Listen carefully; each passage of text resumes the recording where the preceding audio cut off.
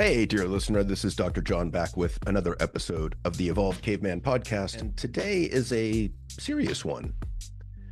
It's titled America's Nervous System is Dysregulated, and Here's How We Stabilize It. So I want to start with a confession. I'm not looking to win conversations anymore. What I do want is to lower the emotional temperature of the country, because the background hum in America right now feels like a nervous system with complex PTSD. The feeling is like sitting in a restaurant with a war vet who's constantly on the lookout for threat. Every person who comes in the door is a potential enemy. Politics feels like a cage match. Online feels like a furnace. People talk about each other like they're not human. And I'm not here to hack anybody. I'm not here to manipulate voters. I'm not here to psychologically trick people out of what they believe. I'm here for a much harder job, an adult job. How do we stabilize the nervous system of the American people? Because if we don't, if we keep feeding fear and contempt and rage and tribal certainty, then authoritarian drift becomes much more plausible. Violence becomes more frequent. Economic stress becomes more volatile. Moral trust collapses, and truth dies a slow, quiet death. And here's the paradox that I keep coming back to. When we're terrified of authoritarianism, we can start acting more authoritarian in tone. And when you're disgusted by moral decay, you can start treating people immorally. So today I want to talk about leadership, inner leadership, at scale. Perhaps the only sane way out of this quagmire we find ourselves in. So let me discuss the inner leadership org chart. Here's the model. I want you to think of your mind like a leadership team of an elite company. Different roles take the microphone depending on what's happening. Some parts carry feelings like fear and grief. Some parts protect with anger, contempt, and control. And then there's also a calm, cool executive that can listen, regulate, and make wise decisions. I'm going to use three roles in this discussion today. One, the VP of emotions. This part acts based on fear, grief, hurt, shame, longing, and belonging needs. Two, the director of defense. This part of you acts out of anger and contempt and is responsible for protection, certainty, control, dominance, and attack. And number three, the CEO. This part is your wise adult self, responsible for steady leadership, long-term thinking, moral restraint, and truth over impulse. And by my way of seeing things, our main cultural problem right now is this. Too much of our public life is being run by the director of defense with not enough CEO. What's happening is way too much emotional polarization disguised as simple policy disagreement. Most people think polarization is we disagree about policy, but there's something much deeper happening, often without our awareness. People increasingly feel emotionally repulsed by the other side, as in, they're not just wrong, they're dangerous, they're evil. That's what researchers often call affective polarization, but I'm going to call it something a bit more relatable. Emotional polarization. And that's where emotion becomes identity, identity becomes war, and war becomes normal. To translate this into our three inner parts, the VP of emotions gets activated with fear, humiliation, or uncertainty. The director of defense takes the wheel based on anger or rage with thoughts like crush them, humiliate them, expose them. And the CEO gets pushed out of the room and bound and gagged in a bathroom stall. And once the CEO is gone, the culture loses nuance, restraint, repair, due process, procedural respect, and a handle on truth and fact. It loses the things that keep a democracy, well, democratic. This happens simultaneously at an individual and a national level. So, VP of emotions. What are people feeling underneath all the slogans? Underneath a lot of the anger is pain people don't know how to name. Let me translate two phrases that people use as if everybody went to college and studied sociology. Economic displacement. Economic displacement means the factory in my town closed, my job disappeared, the town got weaker, and nobody cared about us. Kind of like all of Bruce Springsteen's songs, really. Male status collapse. Male status collapse means a lot of men don't feel needed or respected anymore at work, at home, or in society. And they don't know what to do with that shame. And that shame leads, understandably, to anger. That anger usually gets displaced onto another group, one that is easy to blame and has a hard time standing up for itself. Think immigrants, trans people, and women, just for a start. Now, you can argue policy all day, but you can't pretend those feelings aren't real. And when the VP of emotions doesn't get heard, then the internal side of you goes looking for the director of defense. The problem is when someone says, you've been ignored, you've been mocked, I'll restore your pride, I'll punish the people who did this, it speaks to their Department of Defense. That's nervous system first, politics second. When people feel threatened and powerless, a strongman style can start to feel attractive, not because it's wise, but because it feels like safety, relief, certainty, and salvation. Here's my inner leadership translation. The VP of emotion says, we're not safe, I'm terrified. The director of defense takes over, stating, give me certainty, give me safety, reassure me it's not my fault. And the CEO is bypassed. So if your goal is to reduce authoritarian drift, here's the first truth. You don't reduce authoritarian energy by humiliating scared people. Let me read that again, as it's important. You don't combat authoritarianism by embarrassing scared individuals. Humiliation and embarrassment spike shame. Shame reinforces and strengthens the director of defense. And the director of defense is the doorway which authoritarianism walks through. Why contempt is gasoline for the director of defense?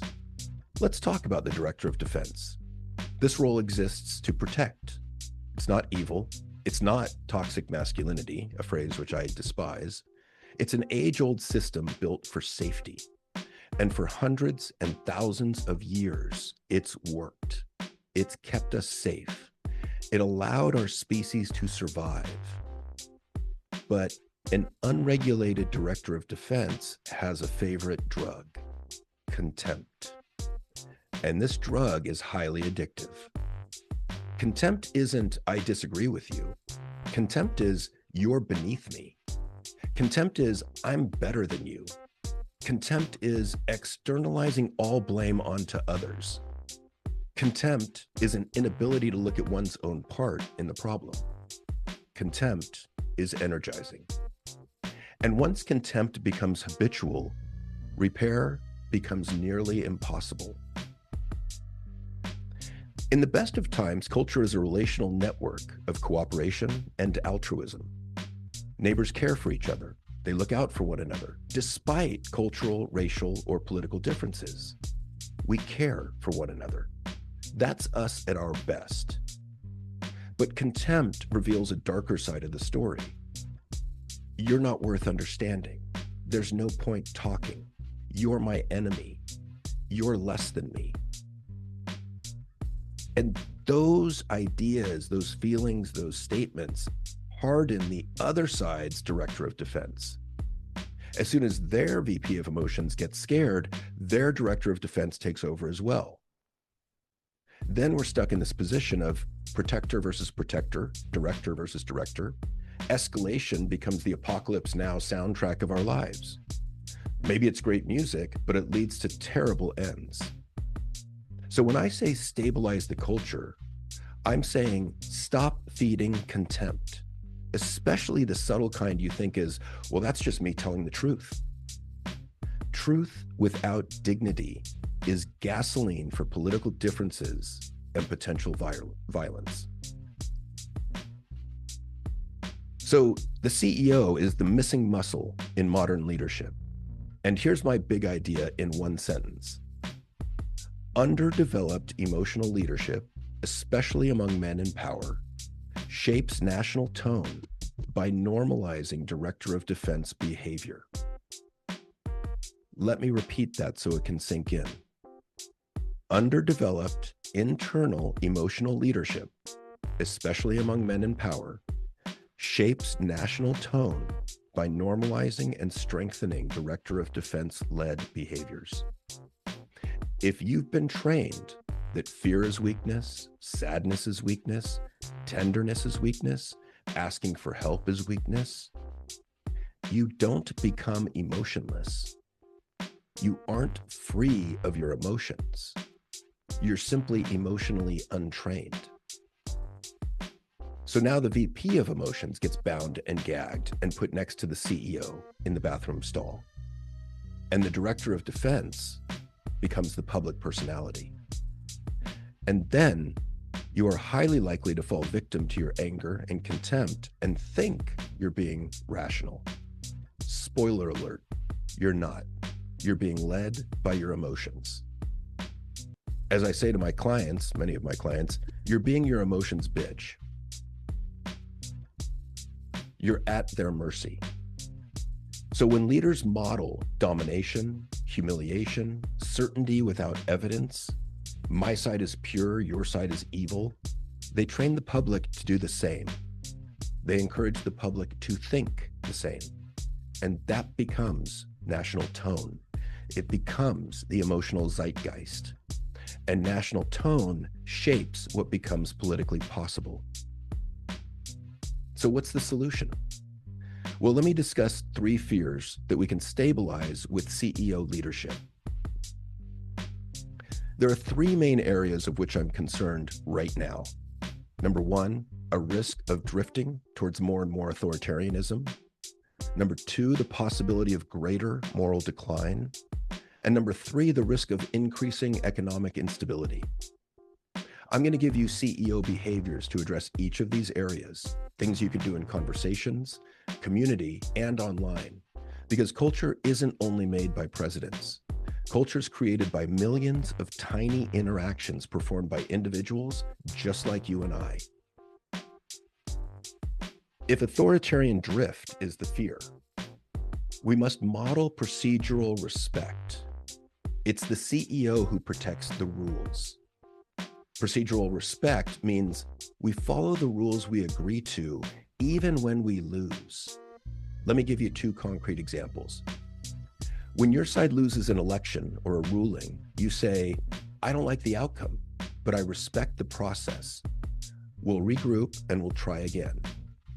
We don't routinely question the integrity of the process because that undermines the public's belief and trust in the system and erodes democracy.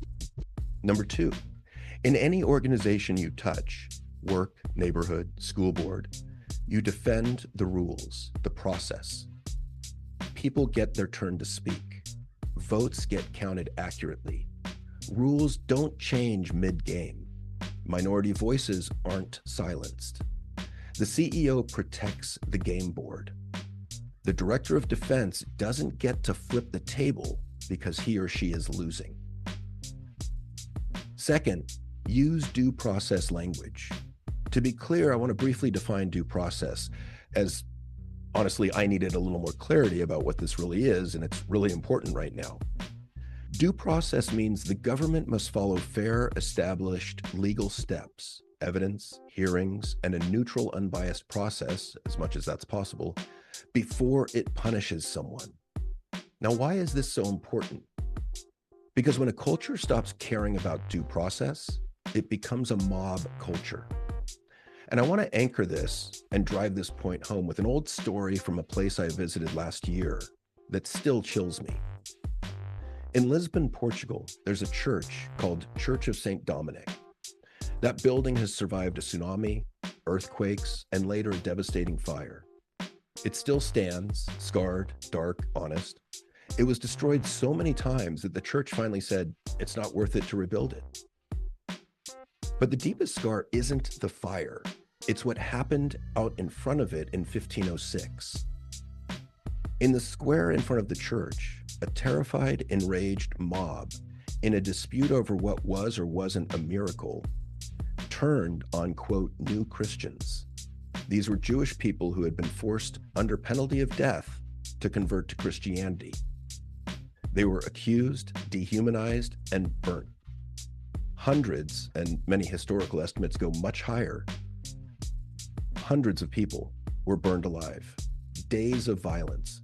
People being thrown onto bonfires, burned alive by quote-unquote normal people whose immoral behaviors were driven by their director of defense. Now listen closely to why I'm telling you this. That massacre is what happens when the VP of Emotions is flooded by fear, the Director of Defense is unleashed, and the CEO, law, restraint, due process, patience, gets shoved aside. A mob never asks for evidence. A mob never waits for court. A mob never says, hold on, are we sure about this? So when I say use due process language, here are two concrete examples of what I mean. Number one, instead of lock them up, you say, if a law was broken, show the evidence and let the courts decide. Number two, when a scandal breaks, you don't post the hottest clip first and rush to conclusion. You wait, you verify, you allow time for the factual evidence to be collected, and you keep the CEO in the room. Because every time we reward punishment without process, we train the culture towards an authoritarian reflex, and we reward our worst unbridled emotions and impulses. Next, practice nuance as strength. Nuance isn't fancy talk, it's honesty. It's real. Very little in this world is all or nothing, black or white, 0% or 100%. We call that a cognitive error. It's all or nothing thinking. The world exists in shades of gray and in nuance. Humans are simply too complex to be reduced to simple labels. Here are two examples of what nuance might sound like. Yes, I want secure borders and humane asylum processing. 2, I want public safety and I want civil liberties protected. Authoritarian thinking feeds an either or, all or nothing, right or wrong way of viewing the world. The CEO thinking looks for both and, because often both are true. D, hear dissent without labeling the other. In inner leadership terms, the CEO keeps the room safe. Let me give two examples. First, stop using labels to refer to the other side. So instead of you're a fascist or you're a communist, you say, what are you worried will happen if your side loses? You engage in curiosity and respect for everyone, even when it's difficult. Number 2, you check your understanding of what the other person is saying before you respond. So you repeat the other person's view in a way they agree is accurate before you attempt to criticize it or critique it. That lowers threat. It gives the VP of Emotions air. It keeps the Director of Defense from taking over because the other person feels heard. If moral decay is the fear, then you stop the performative outrage and you stop behaviors that lead to moral decay. Two different behaviors. Let's translate jargon again. Performative outrage means getting loud and moral online to look good without doing anything substantive or real. Moral decay looks like lying for your tribe.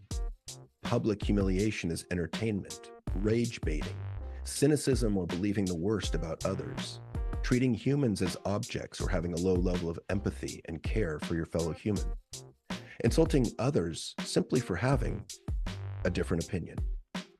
The antidote isn't purity, it's integrity. Personal integrity. In this one, the CEO chooses truth over a cheap dopamine hit. Let me give you two examples. First, you don't exaggerate facts to win arguments. And second, you refuse to share misleading content, even if it, quote, helps your side. Second, non-performative ethics, in which the CEO does good without applause. Let me give you two examples. First, you mentor, volunteer, give to others without needing credit. Second, you correct people privately when possible and don't shame people publicly. Let me make this last one real. A while back, I posted something on Facebook that was pure joy.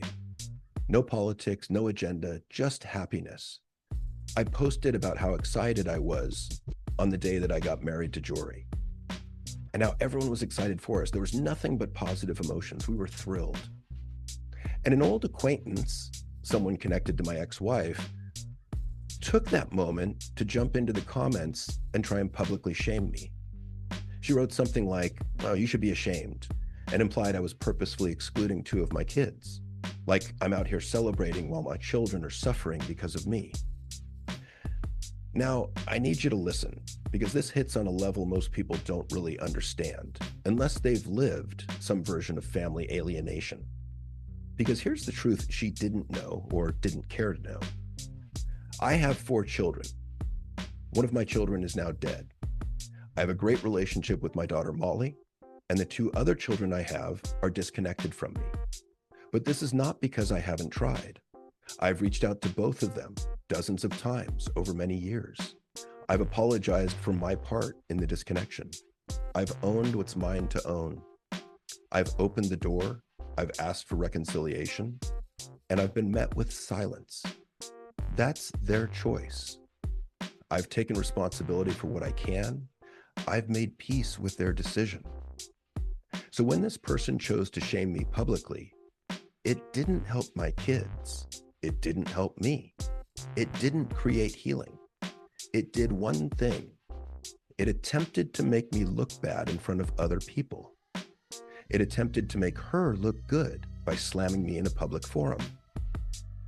What did I do? I didn't respond. It wasn't worth it. I simply deleted her comment.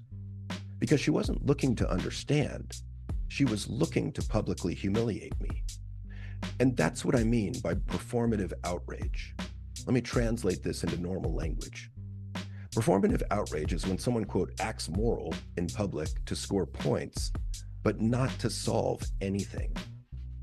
Now, if she had reached out privately, one message, "Hey, have you thought about your other children? What's the situation? What's going on?"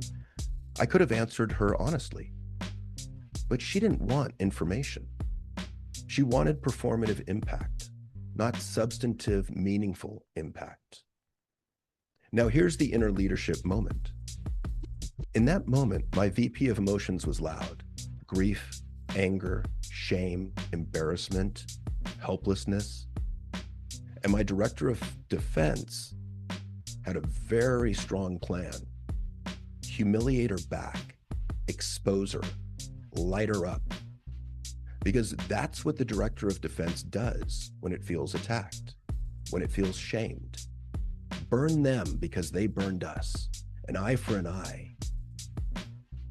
But if we truly were to practice an eye for an eye, the whole world goes blind. You know this. And personally, I've already lost vision in both eyes at separate times for years at a time. I'm not down to play that game. Because my CEO knows something the director of defense forgets. And I need you to listen carefully to this. If I respond in contempt, if I attack back, I become the same sickness I'm trying to heal. And that is how moral decay spreads. Not just because one person shames you publicly, but because the shamed person becomes the shamer. That's the chain reaction. So CEO mode asks questions. What's the outcome I'm responsible for here? What's within my control? Is this conversation about repair and dignity or performance? What response keeps my integrity intact? What type of emotion do I want to be responsible for and do I want to put out into the world? And here's what I learned. Public shaming never invites reconciliation. It invites defensiveness. It invites counterattack.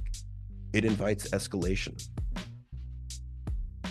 If we want a healthier culture, we have to stop rewarding humiliation and shaming with likes on social media on every side.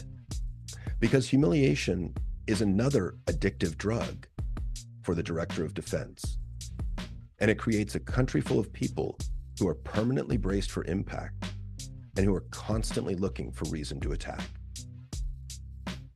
Next, by all that's good and holy, take accountability when you are wrong.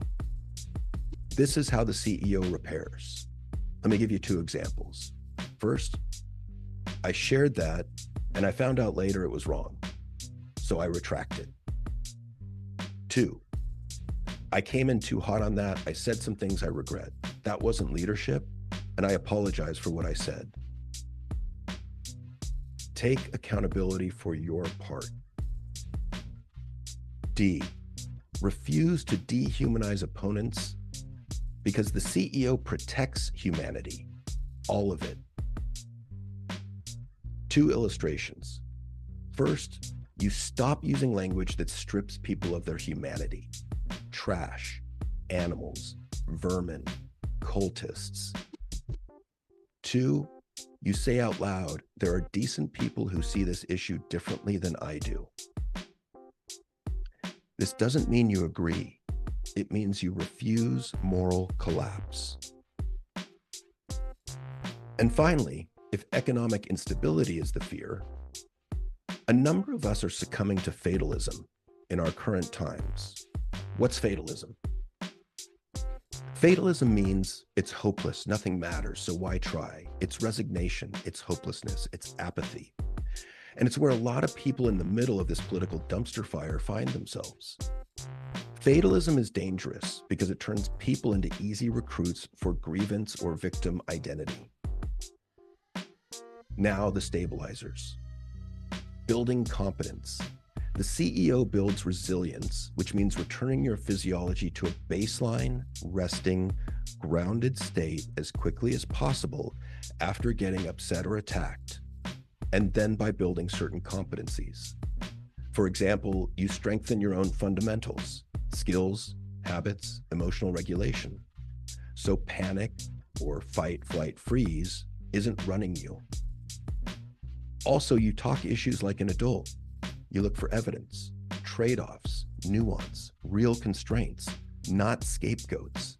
You use facts based in reality and science. You look for ways to contribute. You support local businesses, apprenticeships, community organizations. You lead a tangible service project that creates visible, meaningful results. Or you volunteer for organizations that support your beliefs. When people feel useful, they're less vulnerable to extremist recruitment. They have a greater sense of control and autonomy, which acts as a buffer in times of uncertainty. Next, skill building. The CEO invests in capability. To illustrate, first, you could learn one practical skill this quarter and teach it to someone else, preferably someone younger than you. Second, you can encourage younger men to build new capabilities, trade skills, communication skills, relationship skills, discipline, instead of living on internet identity. Mentorship. The CEO upgrades and prepares the next generation. For instance, you could mentor one younger person in career pathways or emotional literacy. Or you could challenge hopeless talk with grounded steps. What's the next smallest doable move that you could handle? Community cooperation. The CEO reduces threat through real-life contact. Studies across social psychology show that one of the best ways to reduce racism and other forms of prejudice is real-world contact, especially contact that involves equal status, shared goals, cooperation, and social support. Over time, this kind of contact lowers anxiety, increases empathy, and helps you see the humanity and shared values in the other person. There's also evidence in political science that contact and conversation across party lines can reduce emotional polarization, or how much we dislike the other side, especially when the conversation is human rather than a debate.